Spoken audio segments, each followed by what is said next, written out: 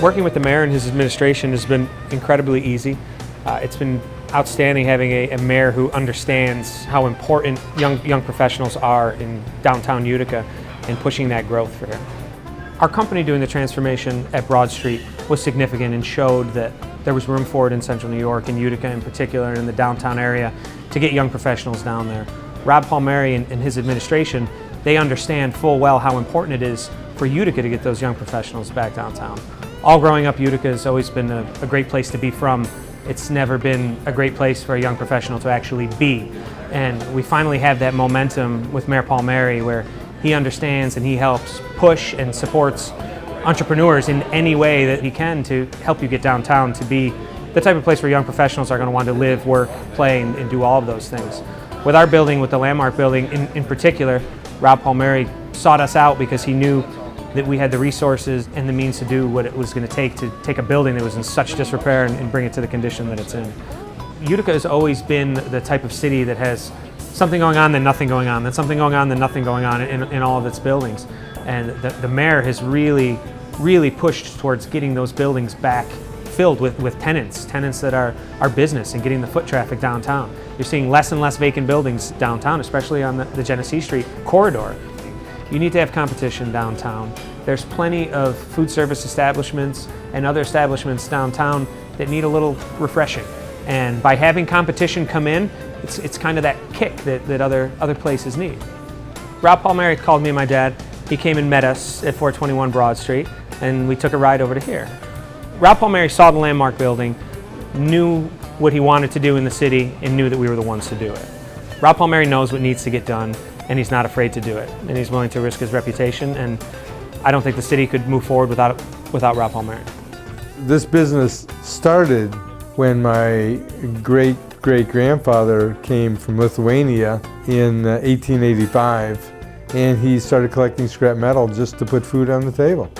But the actual business, the company, was started in 1916 by my grandfather, one of his brothers, and their uncle.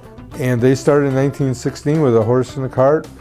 Everything that we bring in to Empire Recycling and its affiliated companies, whether it's scrap paper or scrap metal or steel, iron, copper, brass, aluminum, it gets processed here, packaged here, shipped as a raw material to then make new products. A lot of our scrap metal has gone over to China, Turkey, parts across the ocean. So we load overseas containers. We were doing business with a local company.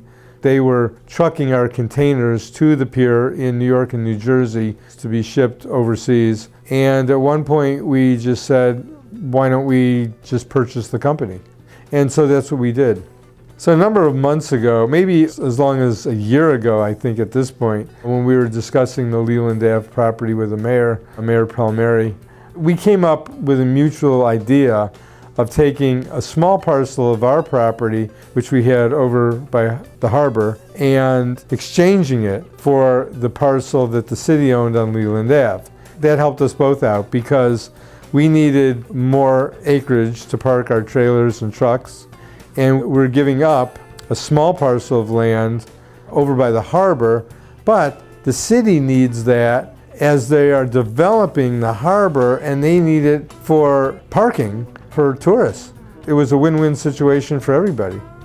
I see the city in the last 7 years as just revitalized and being revitalized.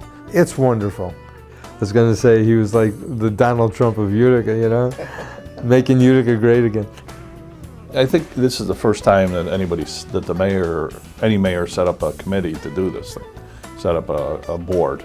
5 or 6 years ago when he approached me about sitting on this committee to redevelop the harbor, I had never heard about the plan. Frankly, didn't even know where the harbor was in Utica, right?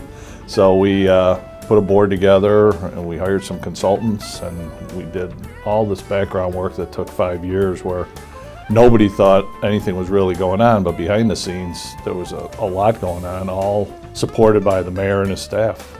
There wasn't any decisions being made that he wasn't part of moving forward.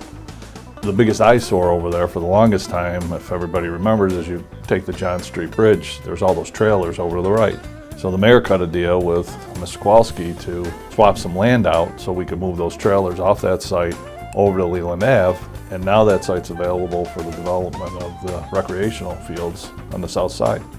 So we have those, we've acquired some land, and now we're negotiating with National Grid to take over the rest of it. So shortly, we should have the whole site tied up. And now all of a sudden, you know, we got the DSA 1 site that we acquired, and we've leveled and gotten ready for development. Got the money for the harbor walls yesterday from the state. It looks like all of a sudden everything's accelerated, but it's been 6 years of work to get here. But every step of the way, we've had the mayor's support. Whether it's financial or just staffing or whatever we needed, we've had, and he's never inserted himself where it's his decision. He's let us do what we need to do to move this project forward. He never second guesses anything we've done. You know, we're gonna have a lot of activity now that those harbor walls are gonna be fixed. And, you know, we have 17 acres over there, and, you know, we don't know what the value of those 17 acres is, but we think it's gonna generate quite a bit of money to develop the rest of this project.